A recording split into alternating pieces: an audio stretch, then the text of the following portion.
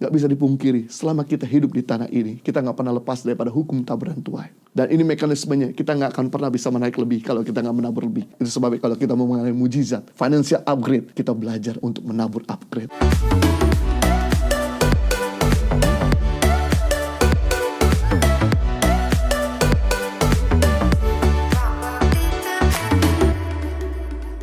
Saya teringat dengan cerita kisah seorang janda di Safat, di daerah Sidon. Safat ada daerah sisi barat Libanon, northeast dari Israel, di utara barat Israel. Di mana diceritakan dalam satu Raja-Raja pasal yang ke-17. Ketika di daerah itu mengalami kekeringan hebat, karena 3,5 tahun tidak ada turun hujan. Di mana ada seorang janda memiliki satu anak perempuan yang sedang mencari kayu bakar untuk dia masak sisa segenggam tepung dengan minyak yang sedikit. Dan setelah dia makan, terakhir dia akan mati. Karena itu makanan satu-satunya yang dia punya.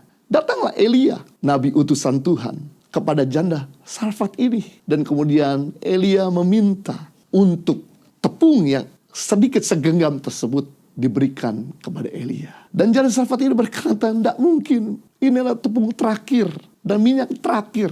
Begitu aku masak, maka aku makan dan besok saya tidak ada makanan lagi. Tapi Elia berkata, berikan terlebih dahulu kepada saya. Maka engkau akan terpelihara. Engkau tidak akan jadi mati. Kemudian janda Sarfat ini mulai mengolah adonannya sambil menangis. Perutku lapar, anakku lapar. Kalau aku berikan ini kepada Nabi Elia, aku bagaimana makan? Tapi karena dia taat kepada hamba Tuhan, kemudian dia waktu membuat adonan sambil meneteskan air mata. Ini adalah makanan yang terakhir. Setelah itu aku gak tahu apa yang terjadi. Dan ketika dia berikan roti tersebut kepada Elia, yang terjadi, tepungnya tidak pernah ada habisnya. Minyaknya tidak pernah ada keringnya. Dan akhirnya janda tersebut bersama anaknya terpelihara. Dan Elia diterima di rumahnya. Gak lama setelah itu anaknya sempat mengalami sakit yang begitu berat. Dan Elia bikin mujizat sehingga anak tersebut bisa sehat kembali. Wow, luar biasa. Memang untuk kita memberikan apa yang kita miliki itu berat. Apalagi kalau itu jumlahnya sisa satu-satunya. Tapi kalau kita pengen lihat mujizat pelipat gandaan, kita harus berani berkorban. Kita harus berani melangkah. Kita harus berani untuk perih. Karena firman Tuhan berkata, orang yang menabur dengan mencucurkan air mata akan menuai dengan sorak-sorai. Orang yang berjalan menangis sambil menabur benih akan pulang dengan sorak-sorai. Yang menarik di sini, di mana diceritakan dalam perikop yang saya bacakan, Markus pasal yang ke-8, Yesus menggunakan 7 roti dengan beberapa ekor ikan, kemudian dilipat gandakan 4.000 laki-laki kenyang dan sisanya 7 bakul. 2 pasal sebelumnya, Markus pasal 6 ayat 6-13, Yesus menggunakan 5 roti dan 2 ekor ikan, dilipat gandakan 5.000 laki-laki kenyang dan sisanya 12 bakul. Aneh di sini matematikanya Tuhan. Kebutuhan lebih banyak, 5.000 orang. Dengan modal lebih sedikit, 5 roti, 2 ekor ikan. Tapi bisa mengenyangkan mereka semua. Sisanya 12 bakul lebih. Sedangkan perikop yang ini, kebutuhan lebih sedikit, 4.000 orang. Dengan modal lebih banyak, 7 roti dan beberapa ikan. Yang terjadi, mereka makan kenyang, sisanya 7 bakul. Kita bisa melihat di sini gambaran. Jangan takut untuk menyerahkan apa yang kita punya kepada orang lain, kepada pekerjaan Tuhan. Maka kita akan lihat kebutuhan akan terpenuhi dan kita mengalami kelimpahan. Luar biasa.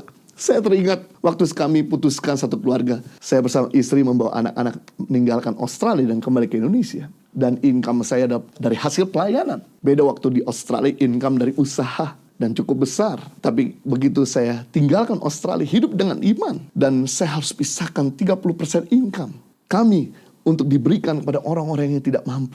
Saya minta istri saya mengelolanya.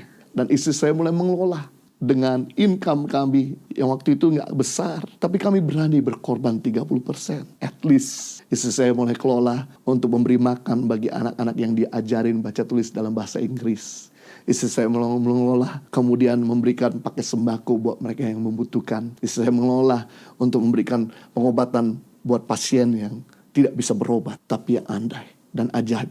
Itu tahun 2006. Sekarang 2020 kami bisa melihat mujizat pelipat gandaan. Dana yang terbatas menolong 5 anak, sekarang jadi 5.000 anak. Saya percaya ketika kita mulai bisa untuk memberikan apa yang kita punya, maka yang terjadi, mujizat pelipat ganda akan terjadi. Seperti kami coba belajar untuk menabur firman setiap hari lewat daily devotion dan firman Tuhan di ibadah Sabtu dan Minggu. Tapi kami kadang-kadang putus asa. Bagaimana kami bisa dapat hikmat, bagaimana untuk kami bisa membagikan firman yang baru. Tapi yang luar biasa, ketika kita menabur ilmu, kita menuai ilmu. Ketika kita menabur berkat, kita menuai berkat. Gak bisa dipungkiri, selama kita hidup di tanah ini, kita gak pernah lepas daripada hukum tabur dan tuai. Dan ini mekanismenya, kita gak akan pernah bisa menaik lebih kalau kita gak menabur lebih. Itu sebabnya kalau kita mau mengalami mujizat, financial upgrade, kita belajar untuk menabur upgrade.